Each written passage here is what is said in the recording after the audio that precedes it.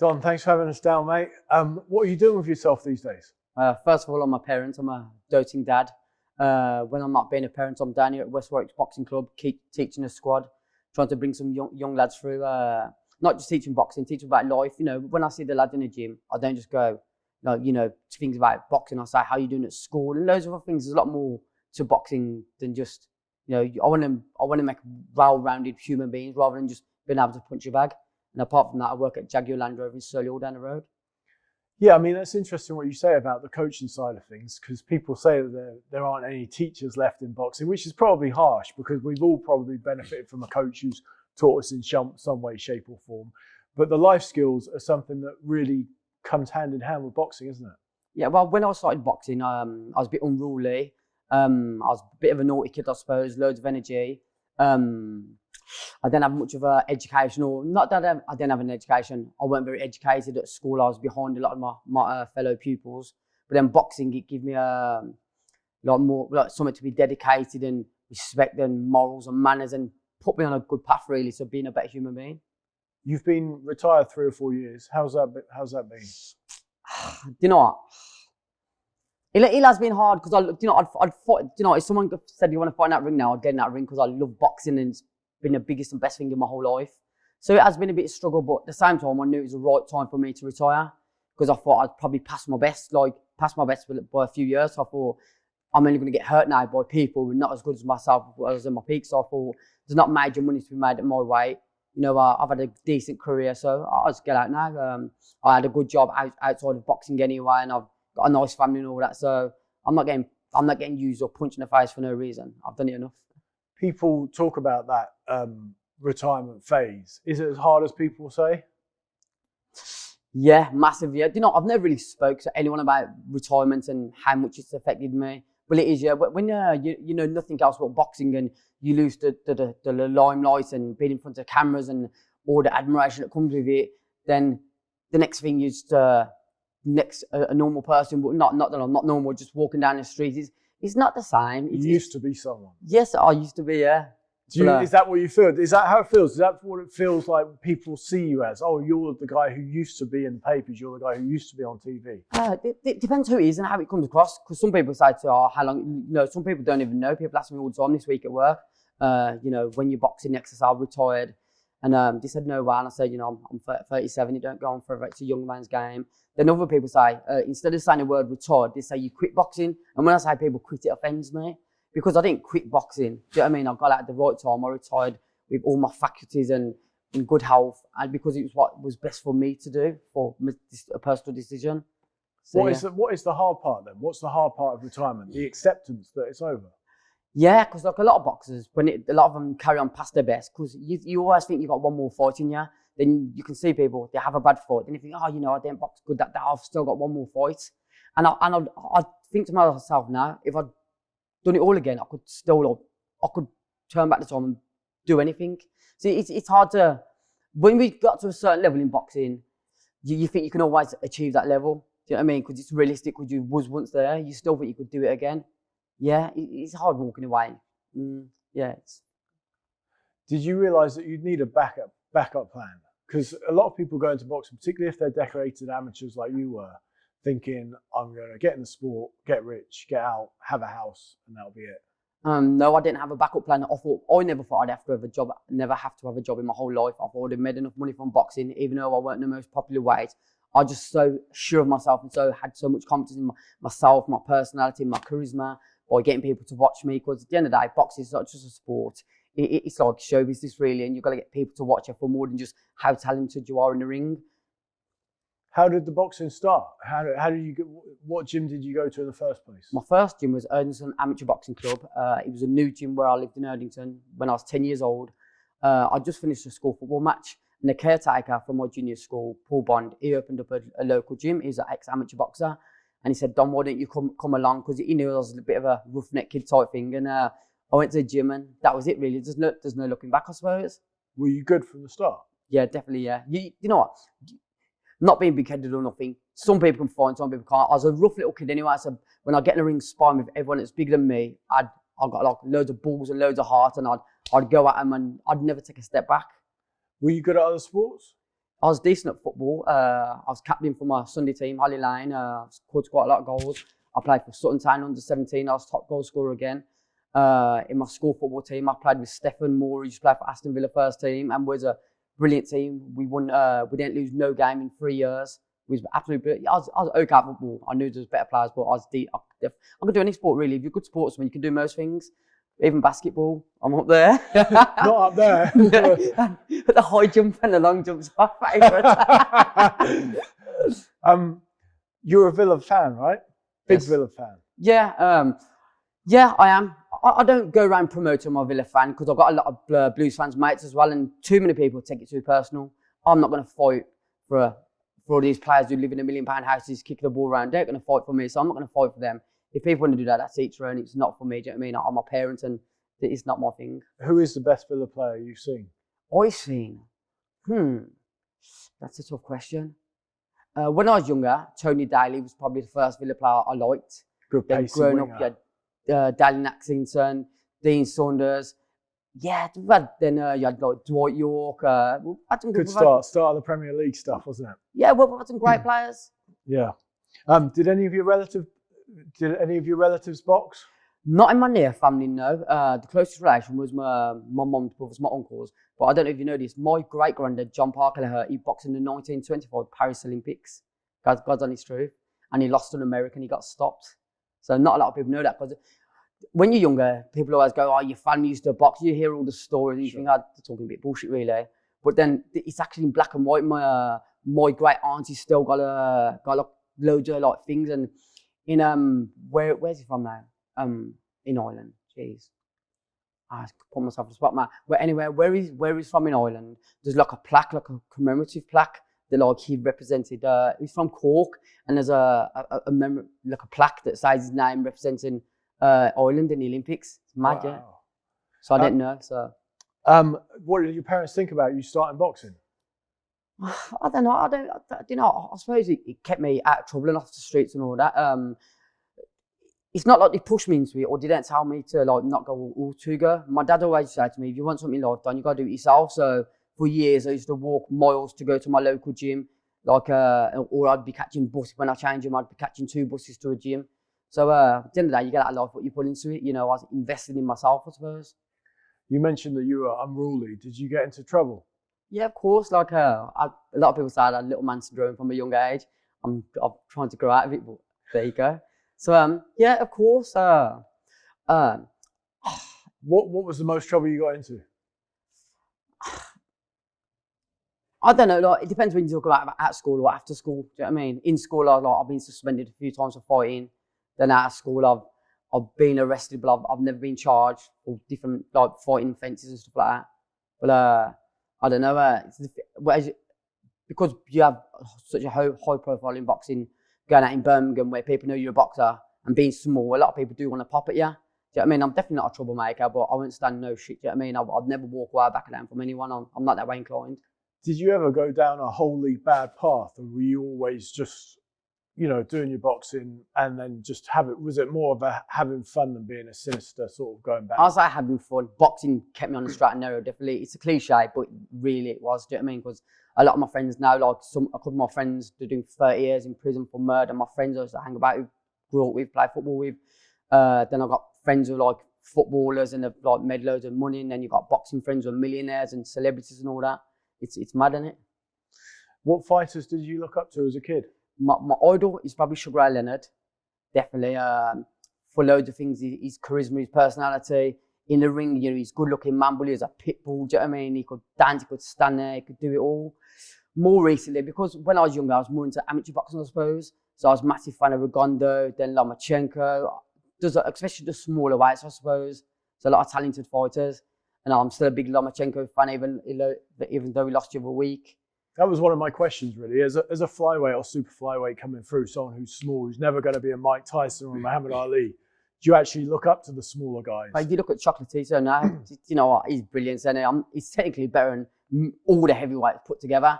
It's just a shame that the lot of weights don't get as much attention, but the fights are fast and furious, and the fights are a lot more exciting, really, and a lot of them are technically better. You won the ABAs in 2003. What was that run like? Yeah, I was 19. I just turned 19 because you couldn't go into the ABA, so your 19th year. I just turned 19 by a month. My first fight was in the Midlands final against Abdullah Dud of Birmingham City Boxing Club.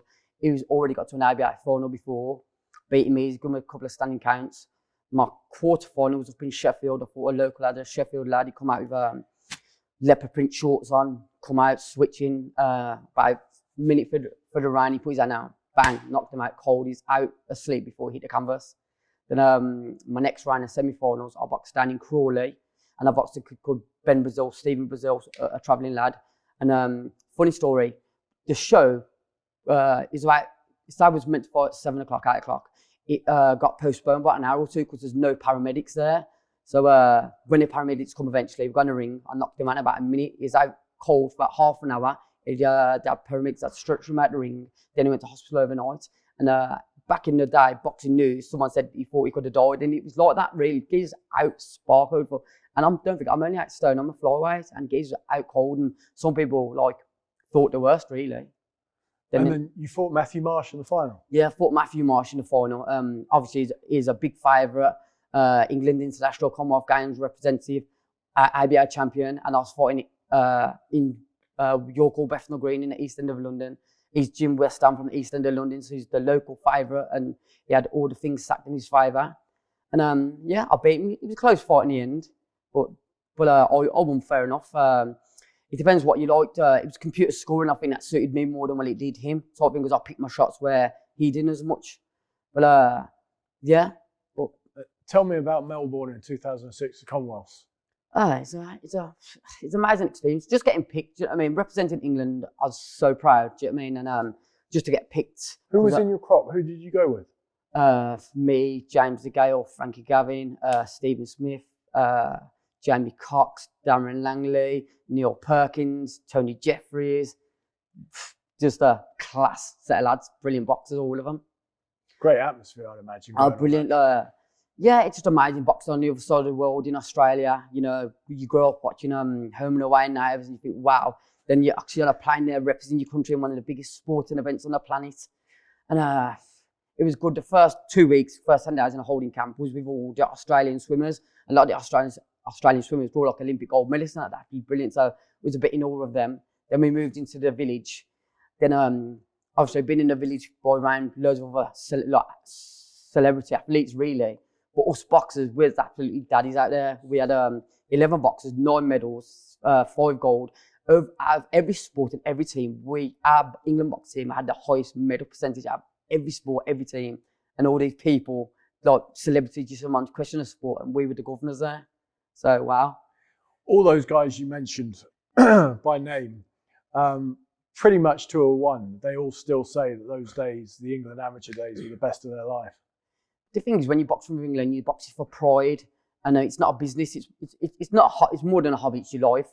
But it's not the business side that you're having in professionals. Passion. It is a passion, and you're traveling the world with your mates, having a fight in a different. Then the last night you're in a different country, you'll go out and get hammered together, and you're all bonding. It's just memories, and the memories that I live with forever. Price, DeGale, Darren Barker, Frankie, Amir Khan, Bradley Saunders. Who was the best amateur from that period? There's two. There's different ones at different times, but the two that stand out for me mainly, got to be Amir and Frankie. They're both special, but Amir at 17 getting an Olympic silver medal. I don't think any other, there's rarely going to be any 17-year-old in the world history of boxing better than Amir Khan at 17. There's few and far between. And for him to get to the final against Kinderland, and before that, he beat the Asian champion, he beat the Bulgarian Stilianov, he was the European champion, he beat a Greek in Athens. So he didn't have any easy draw, really. And 17 to use some Mario Kinderland, who's a boxing legend. There's no one better at 17 than me, no one.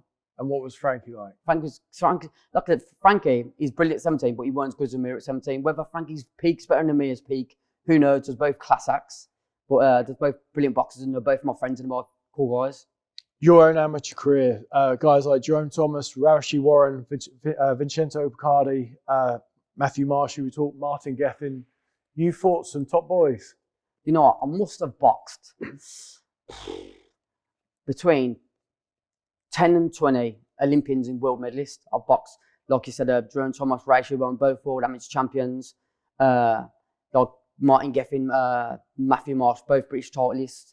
But there's loads of people from like Eastern Europe who won world medals that you probably wouldn't even, a lot of the general public wouldn't even know of. Do you know what I mean? And as you just mentioned, Picardi, he got a bronze medal at the World Championships in Chicago. He got a bronze medal in the Beijing Olympics. And I beat him. Well, I beat him narrowly, but I pulled him on his arse, and that was the deciding factor how I beat him.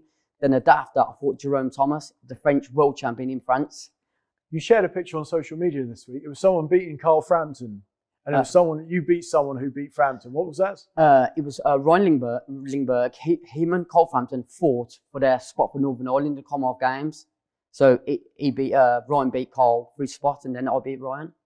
But then Ryan had beat Scott Quigg, Luke Campbell, and this is someone I've beat really. So don't mean I'm going to beat them styles mate fight, but it's a nice person to have on your record. Yeah, it shows how good you were as an amateur too. Yeah, I was up there, definitely. Which is great. Tell me a funny story about some of those guys and travelling, because you must have loads. Because you went all over the world with those guys. Yeah, I'm on the spot now. I've got loads. Do you know what I mean? I've got to think about what stories I can and can't tell. Do you know what I mean? I put Frankie in a similar spot. What Yeah. about some of the countries you fought in? Because maybe that will trigger something.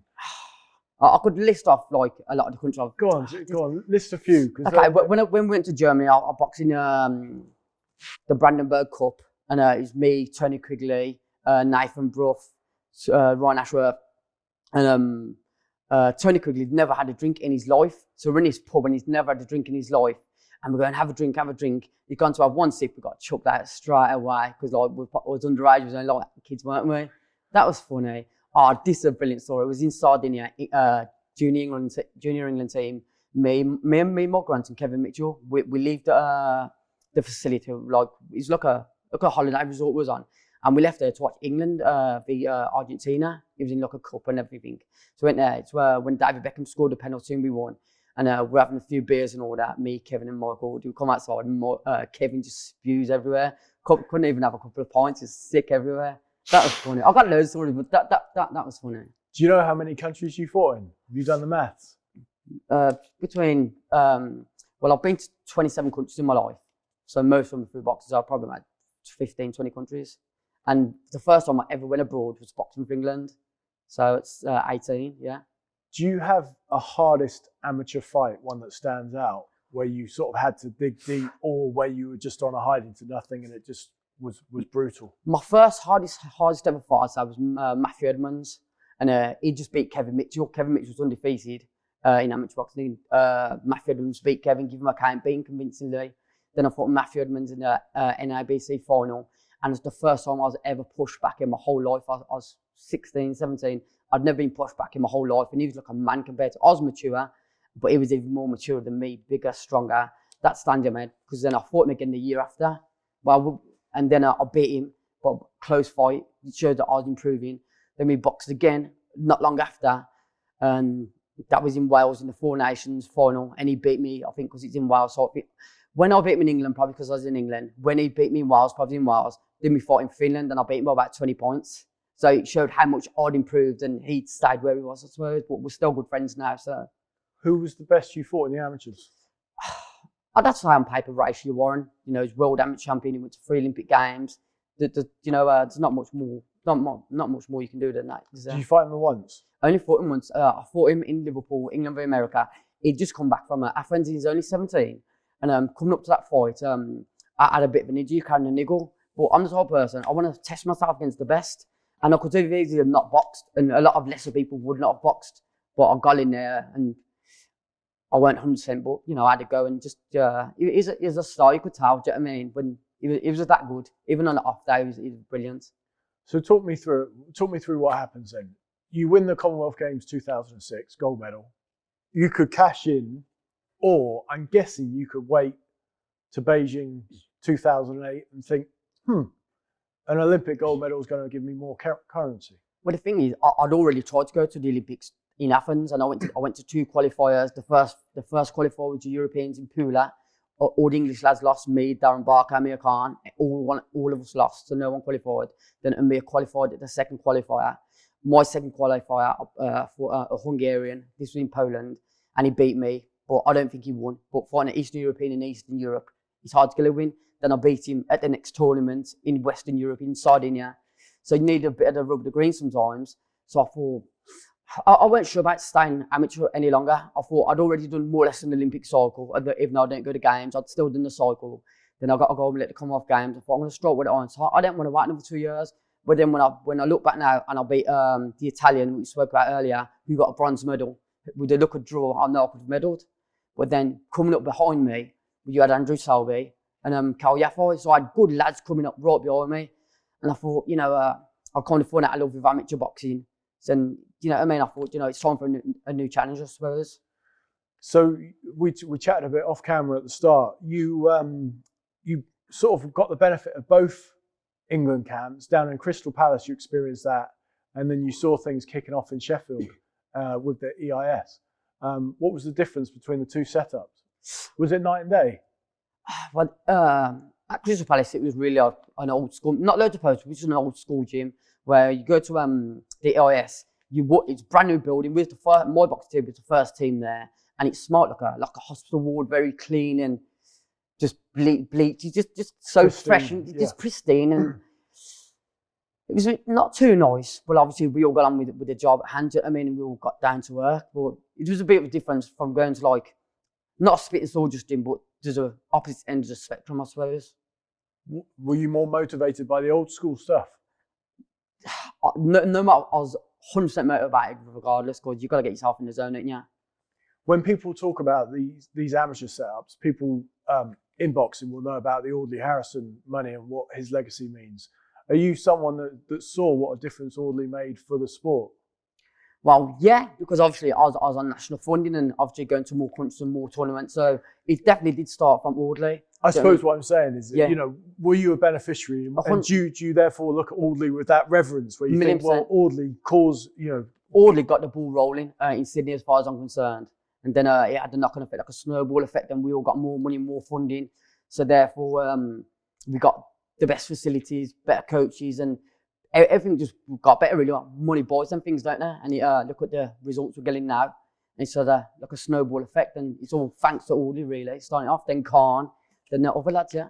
Yeah, so what I'm saying, I suppose what I'm getting at is you look at Audley with a lot of reverence and respect for what he's done. Yeah, definitely. Yeah, of course, I've got a lot of respect for the man.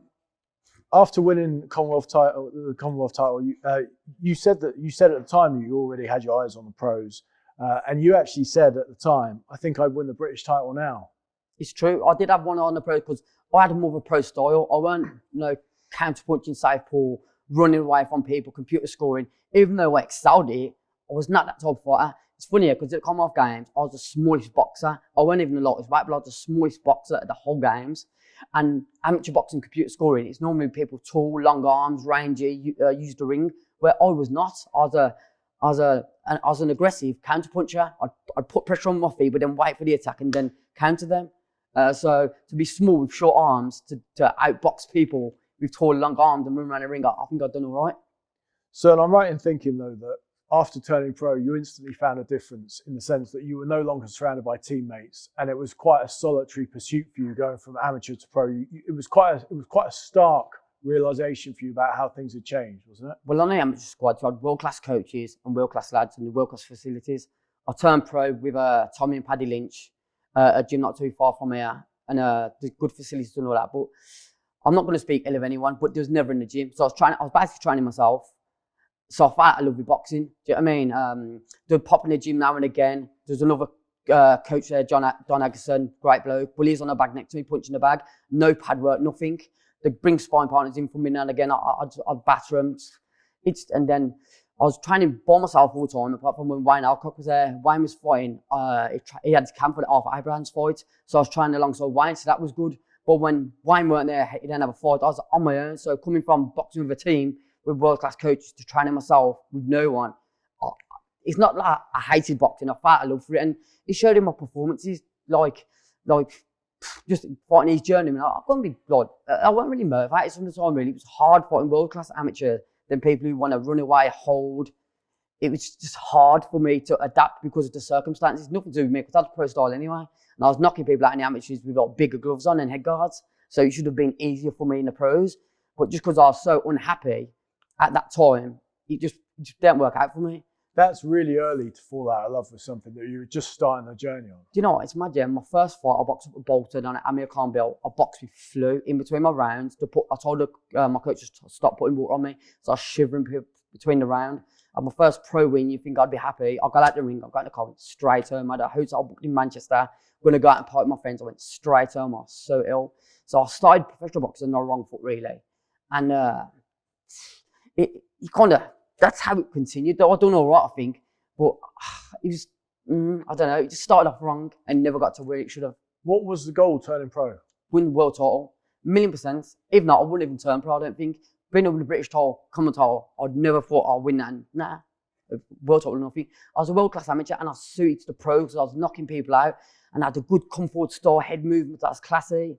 It didn't faze you that you were aware there wasn't much money at flyweight and super flyweight? I wasn't in it for the money, I was in it for the glory. Do you know what I mean? With glory, the money come anyway, but I'd prefer to But was that something you were conscious about? Were you thinking, it's going to be easier for it to happen to Big David Price, for example, than it is for you because... I weren't looking at that.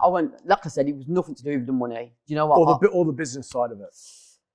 I didn't understand the business side at first. I was a really good ticket seller. I used to sell loads of tickets. You probably know I was a big ticket seller. I'd sell hundreds of tickets every fight, anywhere I box, whether it's in Wales, up north, down south. I boxed in Birmingham. I sold nearly 1,000 tickets in Birmingham. And that was on my 7th, 8th fight, fighting a 6-rounder. So I didn't understand the business side. It's not just the business side. When I first turned pro, I would have thought Frank would go, Don, you're going to box here, here, here, and here. You've got to give me a map. There's no map. So in between fights, I'm twiddling my thumbs. I'm ticking over. I don't know whether I'm coming or going really, because I'm not a staying at home, staying at house type of person. I'll be going out with the lads, having a drink or just enjoy myself. I'm not, like I said, I don't stay at home. And then before you know it, Don, you fought in 6 weeks. Do you know what I mean? I was always ready for the fight. I'd never overweight. I was never unfit. I just wish it was mapped out a bit better. Yeah, because your mentality was stop-start. Yeah, I was not. I'd been boxing for years and years and years. So unless I had something in mind, it was hard to be motivated. I've been doing it for so long. And I weren't happy, like I said, at some points. You went to Richie Woodall's gym for a bit. That was a breath of fresh air when I went to Richie's gym. Loads of lads there. Richie, a great trainer, very educated, very achieved a lot himself. So it was easier listening to Richie to tell me things he'd done and telling me what to do. And it worked out.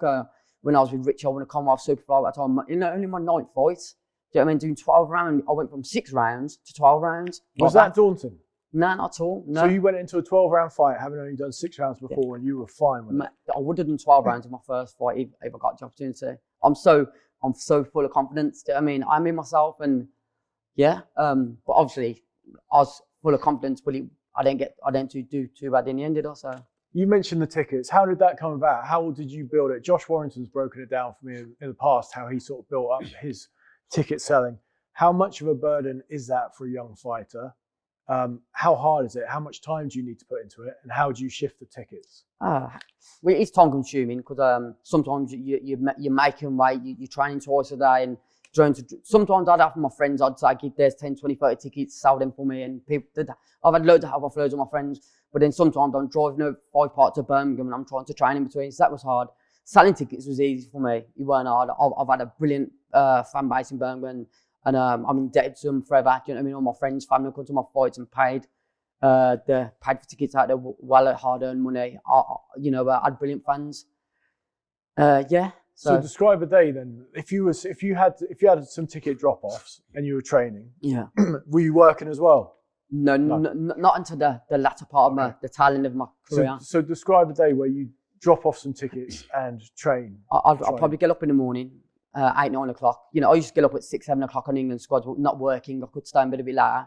So I'd go and do my run. I'd do a fasted run 9 times out of 10. I'd come back, have my breakfast, porridge and my vitamins and what have you. Then I'd go around dropping tickets sometimes in a day, but then sometimes it'd be after work when people have finished their work and I've been in the gym on the evening. I might go to the gym 5 o'clock.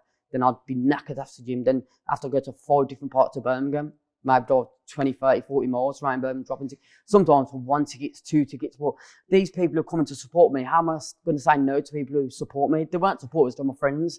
So I'm not going to come in for 1 ticket. It's only 1 ticket. To anyone who supported me, I had a lot of respect for type thing. So I was willing to do anything to make it happen.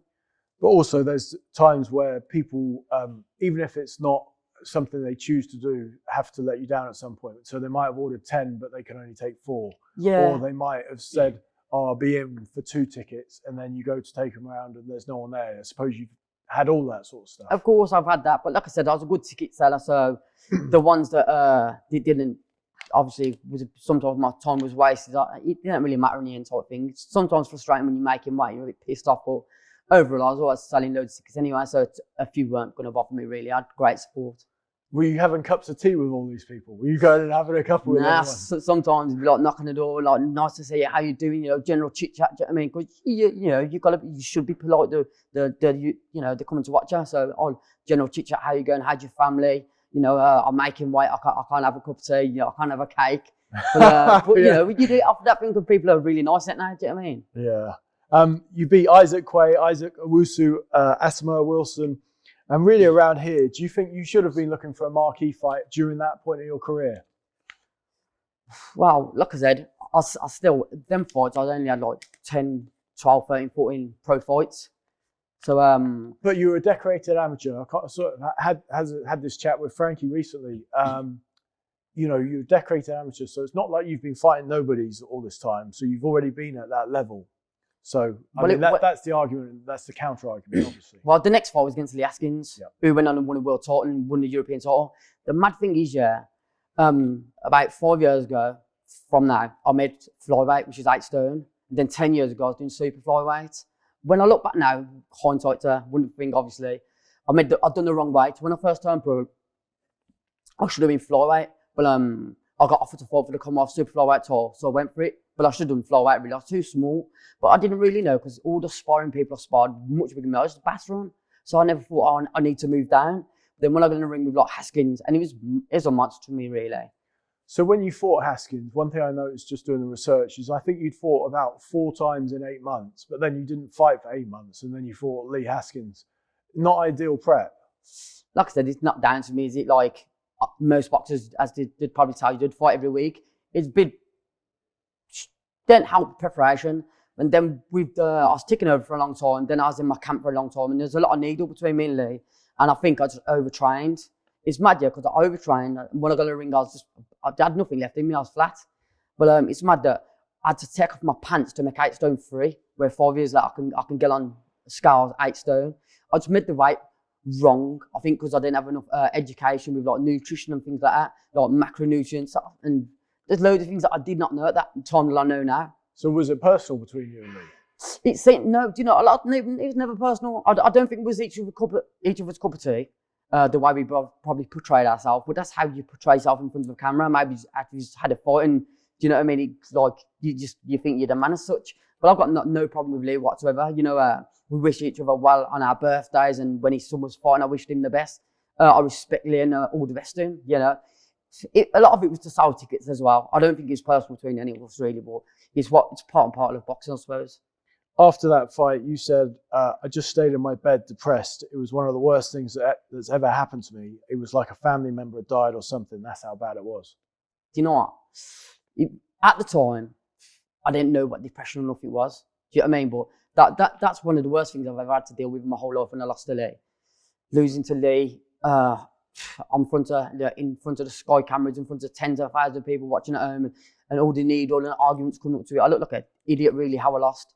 And it's how I lost that bothered me. How did you lose? Tell me, how did you lose? Well, like I said, when I got in the ring, I was flat. I burnt myself out. I peaked too soon. So when I actually got in the ring, it took me a few rounds to get going. I probably lost the first 3-4 rounds. Then the rest of the fight, it was nip and tuck, and it was already gone. But like I said, in my training camp, my last spar, Tion and Corey Gibbs from Eastside, I couldn't be bothered. I could not even be bothered to chase him in a spar, and I didn't realise at the time. I just drained and just I was flat. And then when I was fighting Lee, they went down, you're on at 7:30, 9:30, 10 o'clock, blah blah blah. So I'm starting to get warmed up. I'm getting a bit warm. Knocking the door, done, you're on in 5 minutes. So I ain't even warmed up when I got in the ring, but that's how it is when you fight on someone else's promotion. It's the tricks of the trade. Well done to Frank Maloney, Kelly Maloney. I went even, it took me 4 rounds to warm up flat. Then I'd already lost, really. No, I mean, even though I still think I could win at any moment of the fight, it's just just bad preparation. Then it all comes together. Like I said, from my first pro fight up until that, it just bad, man. It's crap. It took a long time for you to fight again, and so more inactivity, and then you lost to Naj Ali. Yeah, fought Nadja. During the fight, halfway through, about the 5th round, I dislocated my ribs. I've got a lumpy, you can feel it on my ribs. I don't know if you know, but it's not something I run around telling people because I'm here now, so I'm going to speak about it. So, yeah, I dislocated my ribs. So for about 5 rounds, the last 5 rounds, I went a punch bag, but I couldn't do a lot. Every time I exhaled, it hurt my ribs. And I was just unlucky. I'm not being no disrespect to him. He couldn't tie my shoelaces, but this is the way it goes. And my ribs were that bad. As soon as the fight was over, I lay on the floor. I got out the ring. I was mortified. I was fuming. I went home. It's mad because I lost to Lee Haskins. Yeah. Before that fight, I didn't have sex for a month before that fight because I was so dedicated. I wanted to win so much. I was doing things I've never done before because I was just so pissed off losing to Lee. I wanted to do extra. And I lost that fight to someone I'm better than and through basically an injury type thing, man. And I was absolutely devastated. Do you know what I mean? Was that worse? Were you worse in the aftermath of that than you were the Haskins fight? No. With Lee, it was more of a mental thing. Like I said, I was in a bad way mentally after that. But with what's his name again? Sorry. Naj Ali. Naj Ali, yeah. It was more as a physical pain. I was in agony. Like I said, I didn't have sex for a month before that fight. So I had sex the morning after because I went back to my girlfriend's. And when I ejaculated, I started crying because I was in fucking pain, mate. Don't know what to say it on camera, but it is horrible, mate. I'm sure she wouldn't take that too personally. You went into Prizefighter, and by now, like obviously you're a Commonwealth gold medalist. You've got a Commonwealth title behind you as well in the pros. But it kind of looks like from the outside looking in that you're just trying to get some momentum in your career. Is that how it felt going into Prizefighter? If you look through my whole career, a lot of it's stop, start. Yep. A lot of it's not my fault. I remember I was meant to fight someone up in Scotland. I paid thousands of pounds for flight tickets, hotels for my friends and family. He failed a blood test or something to his fight. Another show got cancelled. I've had bad luck, man. Another fight I fought in Newport. I was on like 12 o'clock, they were checking the lights out and he went, yeah, Don, you can have the money. I said, no, I don't want the money. I said, I want to fight. I've trained, I want to fight. So they cut it down to 4-2s instead of 4-3s. I had the lad down at the end of one round. It was a 3-minute round. I would have stopped him. It's how it goes sometimes, isn't it? Then obviously, Prizefighter. I had a massive break from boxing. Obviously, no one was getting me any fights. I was in the gym, half in the gym, weren't in the gym. Then I moved up to Manchester and I lived with Frankie for 6 months. Did Frankie tell you this earlier? Yes. So I lived with Frankie. Anyway, I'll get back to that. So I lived with Frankie. Then I knew Prizefighter was going to happen. I was taking over in the gym with Arnie, great trainer, sparring Paul Butler. You know, I learnt loads up there. But I had no fights coming up, so I was ticking over. Do you know what I mean? I was half-heartedly doing it. Then 2 weeks before Prizefighter, Don, you're in. I was the last contestant to be added to it with 2 weeks' notice. So I had to get down from like 9 stone 3 to 8 stone 5. And on the day of the weigh-in, I had to go in the sauna, like a little tent up to my neck. And I was just, what time I got, like I said, just bad luck again, trying to get momentum. Nothing flowed how it should have been. Do you know what I mean? Just some things are written for people and some things ain't. And obviously I got Prizefighter. I fought Usman, Uzi first time. And I beat him. Then the second time, Mick Robinson, he used to box for England, you know me, national champion. I scraped by that fight. Do you know what I mean? He couldn't have gone all the way. But there's 2 flat performances and then the final. Obviously, Lee caught me. It's the first time I've been knocked down in my whole life. So bear in mind, I've had 100 amateur fights, probably about nearly 20 professional fights. I've never been knocked down in sparring in any fights in my whole life. And I got knocked down twice. Lee's a big puncher, but don't forget, I fought him for 12 rounds and he didn't hurt me once. And there's a lot to be making the weight because I had 2 weeks to make weight. And I was just dead at the weight. And how I got through that fight, I'll never know. Because I was gone on my feet, basically. Was part of the reason you were dead at the weight because you hadn't lived the life? Had you been a party guy? Well, not at that time because I lived in Manchester with Frankie, and what the rumours about Frankie, it was that we went out once in the whole 6 months, and to me, it was How long were you out for? Huh? A couple of weeks? No, that's funny. It was a shit night, and it's boring. I'm not gonna. Frankie's a good lad, but it was boring living up there. So how does Frankie know that you can undo a bra with just a flick? I think it's missus. No, Frankie's a cross-dresser. I don't know. I used to have a lot of dolls when I was younger, I suppose. You weren't expecting that, were you? How hard was it to come over to get over losing to Lee Haskins a second time? Do you know what? And after Prizefighter? Because my heart weren't in boxing, I was trying to argue, but I was ticking over, I had no fights coming up, then that come with 2 weeks notice. So I went in the mind of like, I went 100% into any camp, or I weren't training 100%. So when I lost, I was only training 50% anyway, so I'm not going to hurt 100% if I only trained 50%. I had too much late notice. But then again, it's one of them, you know, if they give me longer, it would have been better, but they give me 2 weeks. That was your only action in all of 2011. One fight in 2012, and you actually moved out to Australia. What was that? A Kickstarter to try and kickstart a career? I just wanted a fresh change. Just obviously I had success in Melbourne. I went out to Australia after Prizefighter. I went out to Australia for New Year. My best friend Steve lives out there, and we went to a gym, like a local gym to him. Then I met the head coach Gareth Williams, and like it's such a nice bloke, and we're chatting and all that. And when he signed to me, I thought, well, you know what, I did this kid, you know what he's talking about. So I went back to England. I thought, you know what, I speak to Steve and Gareth all the time.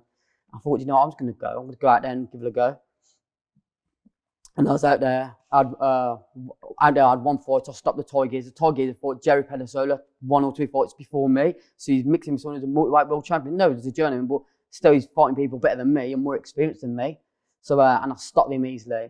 Then I was loving life out there. Like, I had no pressure on me selling tickets. No one knew me. As much as growing up, I did like people to know who I was. And sometimes I don't want people to know who I am. I like getting to foreign countries where I'm anonymous and no one knows who I am. And as I've grown up, I've been not recluse, but I've calmed down and chilled out a lot more, matured, I suppose, being a parent. But I suppose all we should do. Then I was loving Australia, training. Then I had another fight coming up in Brisbane. And I just finished my taper week. That was it. I just finished my hard training. Then I had my taper week coming up. Then I got a phone call off my dad. My mum had cancer. Then, he told me in a week she had cancer. Then a few days after, he told me it was terminal. So I just packed my bag and flew straight back to England the same day.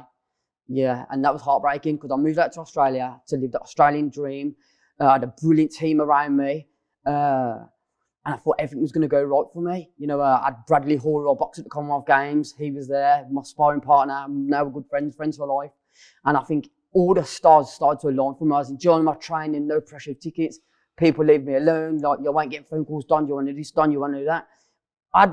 Where in England, as much as I was an ultimate professional, I never got in the ring unfit or out of shape. Never once. But a lot of time I had a lot of distractions away from the ring. And sometimes it's hard saying no to certain things. Then, yeah. Tell me about a relationship with your mum and what happened there. Well, my mum, my life, obviously, she brought me into the world, and my mum was from London, and my mum, like, a little pocket rocket like me, full of like energy in life. And obviously, yeah, I love my mum to bits, and I don't know, man. Obviously, I moved to Australia. I never thinking my mum would be passed away in the next like 7 months. Do you know what I mean? And it's mad. Then I come back the same day. I used to speak to my parents all the time when I was out there. And I knew she was ill, because she was ill even before I went out there. My mum must have been to the hospital and doctors about 10 times easily, and he never spotted cancer, never. And by the time he spotted it, she was riddled with it. So I'm thinking, what were you even looking for before? So I felt kind of robbed, really, because she'd been to the hospital and doctors that much. I see on my Facebook statuses and memories, my mum wasn't feeling too well. And I'm thinking, she'd been going to the doctors and hospital and not spotted it till it was too late. So that pissed me off, really. It's going to piss anyone off. Then I come back here, and obviously my head was all over the shop, which is going to be, do you know what I mean? Yeah. How long did she have when you came 3 back? months. So it's not a lot of time. It depends how you look at it. But you know, yeah, 3 months. Were they the worst times? Because you said at the start about depression, and you said after the Haskins fight you weren't sure if you knew what depression was at the time. Did you go into depression after your mum, or because of your mum? I weren't depressed. I was in a bad place because I'd just been dragged back from Australia. My mum was dying. I got my ex-girlfriend pregnant. We got back together. She got pregnant and we broke up. So my mum was dying. I was having a baby off someone who we weren't together. I just been dragged back from Australia, and my life was in turmoil. But I wasn't depressed like I was when I lost Haskins. It was a whole different feeling, I suppose. Sure. Not that it meant any more or less, but the feeling wasn't the same. So there was one fight in 2013, 2 in 2014, including a draw with Louis Norman. No fights in 2015. 2 in 2016, a split decision win over Louis Norman in a rematch. It's no activity, is it? I had 24 professional fights in 12 years. What's that? 2 fights a year? I've literally done the maths here. Do you know what I mean? So I did the maths in prep, partly because where was it? You said, I boxed every week or so when I was an amateur, and I was hoping to have 15 fights a year as a pro. That probably exaggeration, but I know you can see what you're looking for. Yeah, but that's what I wanted to do, obviously, yeah. And you wound up having 25 through 11 years. So yeah, averaging 2.2 fights a year. So I done the maths as well, I just didn't. So what was it? So what was it then? Because you fight in a weight class that not only isn't popular, but there's just not many guys either. At the end of the day, yeah, I was with Frank Warren. He's a big promoter, and he did do a lot for my career, but he's got all the resources to bring the opponents in for me. And I don't know. You have to ask him, innit? Do you know what I mean? As soon as I lost, I think that was it, really. Then I lost again, and that was it. And it just, like I said, my career has been stop. Some of it I take responsibility for. Well, can I take responsibility for injuries and stuff like, oh, my mum dying? Probably not. When I fought Louis Norman, I snapped the tendon in my shoulder. I was out for 2 years. So my mum died on it back for 2 years. I snapped my tendon 2 years. So in my 20s, I lost at least 4 or 5 years of my 20s of my peak. So if you weigh all that up, and I was at the wrong weight, do you know what I mean? Then came 2017. That was your last year as a pro. You beat Journeyman Craig Derbyshire, but you lost up at bantamweight to Josh Wales, stopped in round 11. Tell me about that. What were you doing up at bantamweight? Well, I got the opportunity to fight for the British bantamweight title. You know, I was 33. I weren't getting any younger. I thought I'd beat Josh because I knew I was better than him. I don't care what. I know I lost, but there's more to the story. My last spar against who lost spar now? Scott Malvin. He used to box for GB. Good boxer. Eastside. My last spar, I got slapped on the ear, perforated my eardrum. And you can ask John Pegg, who's my manager at the time. I went up to the weigh-in with tissue in my ear, because obviously when you perforate your eardrum, it whistles and there's a tear in your eardrum, and you can feel the wind going in and out. So I went up to the weigh-in with tissue in my ear. Then the day after, when I'm getting my medical, people go to me, how did you pass the medical? I'm sitting here now. The woman doctor's checking me over. She looks in this ear.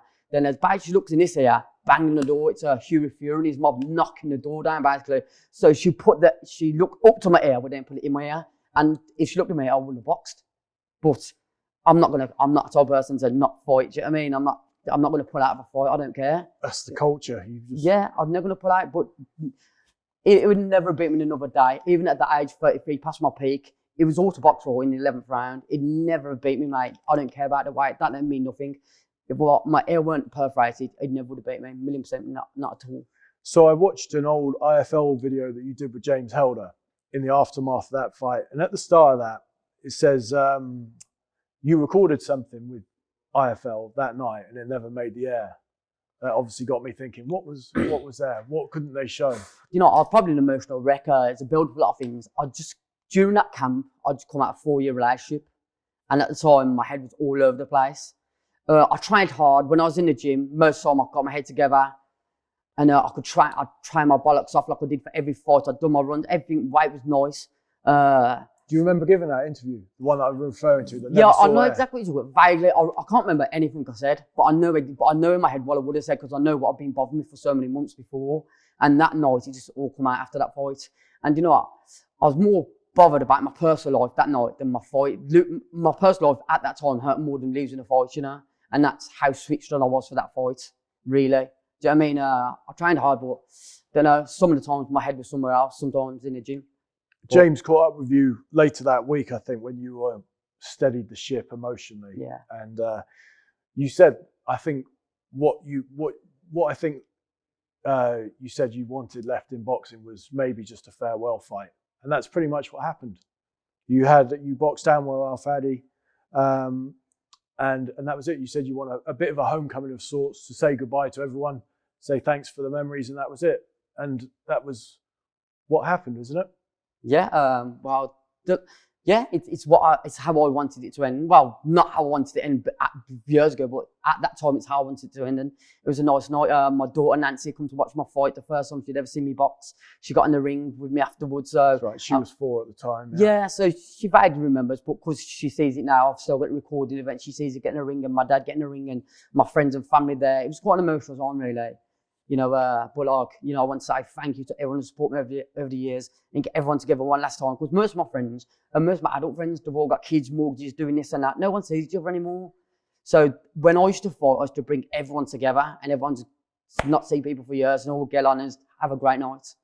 Yeah, so you said at the time, I think everyone enjoyed themselves, and I just want to thank everyone who's supported me through my journey, whether it's my sponsors or fans who've bought tickets to my fights. I actually watched my last fight back, and part of me thought I still got the ability to achieve things in the sport.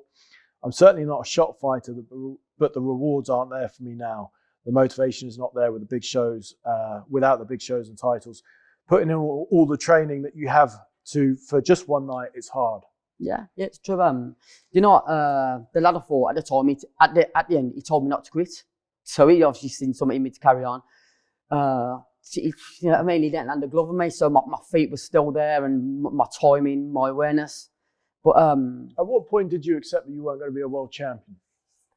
Do you know what? If you ask me now, I still think I'll be a world title, which is mad. Well, I don't know. I've never even thought about that really. Because there's never a time where I thought I wouldn't. Like, I always thought I could rebuild again and I'd get there. I just have to rub the green. Like, how can I be inactive all the time? How can I get injured all the time? How can I have this bad luck all the time? I was hoping one day I'll get good luck. And I was hoping that was in Australia, but then I got the worst luck of my life. Do you know what I mean? Just don't break like it sometimes, does it? Just life is mad. Who were the marquee flyweights and super flyweights you wanted to fight on the world scene? As much as I want to be a world champion, I weren't looking that far ahead sort of thing because I was looking at my next opponent in front of me. I could, if you asked me that question at the time, I would have known. Asking me now, I've kind of forgot. Yeah. You mentioned Jerry Penaloza, who was a handful, who was a great fighter back in the day. Richie, by the way, was a very level-headed man. We talked about Richie Woodall earlier, and during Richie's Boxing Life Stories with me, he said how hard he struggled with the retirement and the accepting of it. How does that spell going into retirement? I don't want to just use it for the sake of using depression, but did you get that depression from retirement and that wilderness after boxing? No, I don't think I did actually. Because I've been through a lot more harder things in my life than walking away from boxing. And no, I was 33, I had a long career. It's not like my career was cut short. Did Richie speak to you about it? That he'd struggled after boxing? I know you weren't with him then. I went with him. Maybe we spoke about it in passing, like at a conversation, because Richie's a good bloke and we had many conversations in the gym. We really got I know you've gone really to him well. for advice. Yeah, of course. Richie's a good bloke. You know, I texted him the other week when Aston Villa week rest from and I texted him the score. But yeah, like I said, I've been through harder things in life. You know, when I was 16 years old, I lost my older brother. He was 23, got found in the canal, not too far from where I won the Commonwealth title. What happened to him? He got found dead in the canal, suspicious circumstances, but in the end, nothing happened because I don't think anything sinister happened. I think he's walking from the pub drunk, hit his head and fell in. But that's mad. I mean, that's. Were you close? Yeah, of course, man. He's my older brother. So I looked up to him and, yeah. There's something we've missed out actually today. A massive pivotal part of my career. When I was 16 to 18, I went to the International Boxing Academy in Durham in the northeast of England. We had Frank Collinson, Owen Boucher and Jim Barker. And we had three advanced coaches. The gym was just like this, like a brilliant facility. And we had loads of England internationals. We had Martin Stead, Gary Walkham, Zabdusman, Grant Brotherton. We had Tony Jeffries, Nicky Gittis. So literally, that was the pivotal part of me, I think, achieving what I did. It's like being on the England squad every day. And that's what made me, I think, as a boxer. Then when I trained at Tony Ryan's gym, that was massive as well. There's different parts of my life that did help, do you know what I mean? Do you think it was, in terms of retirement, do you think it was easier to let go because you'd almost phased it out because you've been fighting once a year, 2 fights a year? It wasn't something that you were sort of really caught up in any longer? As I said, I already had one eye on it. Like, it's not that I didn't love boxing, I did. But the opportunities weren't there. And I'm quite a realist sometimes. Do you know what I mean? So I thought, you know what, my bubble's been burst once, twice, 3 times. Do you know what I mean? Am I ever going to get to where I should have been? You obviously said about the injuries, obviously about your mum, different things that promotional issues or promotional politics, different things. Were there any stages in your career where you were too into the party lifestyle? No. The thing is, like, I had a bit of a reputation for going out, but a lot of time I'd go out and drive. That's what people don't get. I'd go out till 12 o'clock. The reason I sold hundreds of tickets because I used to go out there. Do you know what I mean? And that's how by being I was like a social butterfly. Do you know what I mean? And but a lot of time I'd drive. People don't always get that. Do you know what I mean? If people send me pissed off, it'd be like at least 8 weeks, 6 weeks before a fight, and it's never any closer. Do you know what I mean? So people say and see what they want, don't they? But One thing I do want to ask is, when you look at the top amateurs today and how they're coming through, some of them start fighting journeyman. Some of the top guys who've been around, decorated, are almost fighting for world titles within 5 fights. What's the right speed? And obviously, you'd say it depends on the person and whether they're sort of physically developed and that kind of stuff. But is it hard, motivation-wise, to go from being a top amateur to then starting afresh with journeyman and so forth? Yeah, it's really hard. Sometimes you lack motivation and try knowing you're fighting someone who's not as good as the people you've been fighting already before. Then when you're in a ring and they don't want to fight, they don't want to engage, they want to run around, they want to hold, and used to boxing world-class people, it is hard to get up for the fight, really. Are you still learning, though? Are you learning from being in there with those journeymen who've got these tricks and different things? Or is it not stuff that you haven't seen before already? Having 100 amateur fights at a high level, there wasn't a lot I hadn't seen before, really. I've seen every style from all over the world, do you know what I mean? So, no, I don't think I learned anything from them journeymen at all, no. And when you see fighters now turning pro, sort of the decorated ones, I know we'll point out Lomachenko, Rigondo and those guys. Do you think, some of the Team GB guys are ready to be absolutely fast-tracked? Yes, of course, like the McCormack brothers, definitely. Yafo, definitely. I don't know all the rest, but Fraser Clark, yes. Some, like I said, I can't comment on all of them, but a lot depends on your style of fighting, because some people need more pro fights to adapt the style if you're a southpaw counter puncher. Sure. Then at times it's your maturity as well. But amateur boxing's changed now. It's a bit more like pro boxing with the scoring and the no head guards, and it's not computer scoring anymore. So there's been a bridge and the gap has been closed. So the sports are more close together, where when amateur boxing is in and out on your toes, computer scoring, it's different now. So they're more suited to the pros. What's the dream fight that you would have had in your career? Would you have liked a Cowyer fight in Birmingham? Later on in my career, of course, yeah, that would have been massive for Birmingham. But early on in my career, I was like a Victor Darchinino or Nonito Donaire. Yeah, massive fights. Like, do you know what I mean? Legends, and especially Nonito, I really looked up to him. But as for Cal, yeah, it would have been a great for Birmingham. We sparred loads of times. We had some great spars. Do you know what I mean? I would have been well up for fighting him. But he's a nice lad. Cal's my friend, and obviously, I support his fights, and I'd always support him, and his brothers are a lovely family. You've obviously been through an incredible amount, whether it's relationship breakups, losing your brother, losing your mum, the failed Australian thing. It shows, but the way that you are now shows me that you've accepted that there's more to life than boxing. Yeah, well, I'm a resilient person anyway, and though I was strictly dedicated to my boxing, I still had fun at the same time. Because imagine if even worse had happened to me in boxing, and I'd had a boring, crappy life. I can look back now thinking I had fun along the ride. It was a roller coaster up and down, but I had fun inside the ring and outside the ring. So I got no regrets. I know that you still read a lot of boxing books, don't you? Yeah, I'm an avid boxing reader. You are, aren't you? Massive. Do you know what? If you look through my phone now, and I've got a Kindle app on my phone, I bet I've got 20, 30 books just on my phone. I posted a post on social media not long ago. The books is that high to give to my friend. There's all, yeah. What are some of the better ones you've read? My favourite is, I normally like autobiographies, really. Like Johnny Tappi's is brilliant. Mi Vida Loca, Mike Tyson Undisputed.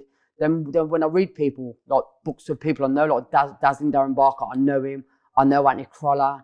I know Martin Murray. So I can relate to them books because they talk about their amateur boxing on the squads and all that. Then when I've read like Paul Ingle's book, he's talking about boxing for England. A lot of the ones who had good amateur backgrounds I can relate to more. Sugar Ray Leonard in boxing for America, the Olympics and Olympic qualifiers. So I can relate to all them books. And I like the ones who had a good, a bit of a mad life away from boxing. Do you know what I mean? Because I don't know. That's somewhat I can relate to. Like what a normal life to me is, so someone else is not normal. Was there something that triggered you to get the passion back to boxing? Because you seem to be in a good place now. You seem to want to be around it. You seem to want to help others. When there was a time where you thought, maybe this isn't for me anymore? You always knew I'd get into coaching, always. And I'm lucky I've landed on my feet, a great gym with Paul and lads and a brilliant facility that we're here in today. I always knew I'd get into coaching. Boxing, like I said, was my heart always in it? Sometimes because of the ups and downs, no. Did always train hard? Yes. That's what I can say, do you know what I mean? I never got in the ring unfit. I didn't cheat people or my fans or nothing, do you know what I mean? And that's something I'm proud of, because when I had a fight, it's 100%. And that's what I know. So I can live easily, but I've got a clear conscience. You said, obviously, that fighter spirit of you never dies. You still think you could be a world champion today. With that in mind, you can't feel that you filled your potential then? No, I haven't, but I'm content with what I did do. There's two ways of looking at things. I could be bitter and think, shit, I didn't do this, I did that. Or I could think, you know what? I've achieved all these things that no one would have imagined I achieved. I've travelled the world, I've got loads of friends, loads of memories, boxing and Sky Sports loads of times, well, a good few times. And I've got them memories that no one no one would have thought I would have had. You know, when I was a young kid, people go, "Oh, Don, you won't stick at boxing." Teachers are going, "Oh, it's a tough sport, you never get anywhere." I didn't do it to prove them wrong. I've done it for myself. But to think of all these memories I've got and I'm going to have for the rest of my life and something I'm immensely proud of. And I've made myself a good human being and I'm a good parent. Do you know what I mean? I'm proud of myself. Yeah, brilliant. Well, thank you very much for your time today. Oh, Mate. Tristan, Really enjoyed it. thanks for coming up today. Appreciate it. Thank you.